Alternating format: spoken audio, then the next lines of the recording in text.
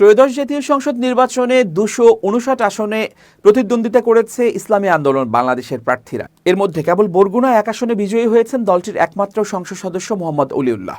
অন্য আসনগুলোতে জয়ী হতে পারেননি হাতপাখার প্রার্থীরা। কিছু আসনে হারিয়েছেন জামানতও, আবার অল্প কিছু আসনে হাড্ডাহাড্ডি লড়াইও করেছেন কেউ কেউ। এই প্রতিবেদনে আমরা দলটির কিছু হেভিওয়েট প্রার্থীকে নিয়ে আলোচনা করব। তারা কতটি ভোট পেয়েছেন এবং বিজয়ী প্রার্থী কত ভোটের ব্যবধানে এগিয়ে রয়েছেন তার সংক্ষিপ্ত খতিয়ান তুলে ধরব। নোয়াখালী এক আসন থেকে নির্বাচন করেছেন ইসলামী আন্দোলনের প্রার্থী জহিরুল ইসলাম সিআইপি। তিনি 19,289 ভোট পেয়েছেন। এ আসনের বিজয়ী প্রার্থী বিএনপির ব্যারিস্টার মাহবুবউদ্দিন খোকন পেয়েছেন 1,26,833 ভোট। খুলনা 4 আসন থেকে প্রতিদ্বন্দ্বিতা করেছেন ইসলামী আন্দোলনের মহাসচিব ইউনুস আহমেদ শেখ। তিনি 13,345 ভোট পেয়েছেন। তবে তার আসন থেকে 1,23,162 ভোট পেয়ে বিজয়ী হয়েছেন বিএনপি মনোনীত প্রার্থী আজিজুল বারী হেলাল। কুমিল্লা 11 আসনে হাতপাখার হাল ধরেছেন মুফতি শামসুজ্জোহা আশরাফি। এ আসনে তিনি 7,000 ভোট পেয়েছেন।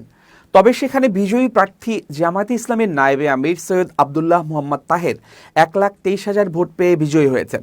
ঢাকা 4 আসনে হাতপাখা প্রতীকে প্রতিদ্বন্দ্বিতা করেছেন চরমনাই পীরের ভাই মোসাদ্দেক বিল্লাহ মাদানী। তিনি 6,518 ভোট পেয়েছেন। তবে এ আসনে জামায়াতে ইসলামের নেতা সৈয়দ জয়নুল আবেদিন 77,367 ভোট পেয়ে বিজয়ী হয়েছেন। ঢাকা 5 থেকে নির্বাচনে লড়েছেন হাতপাখার মোহাম্মদ ইব্রাহিম। তিনি 14,206 ভোট পেয়ে পরাজিত হয়েছেন।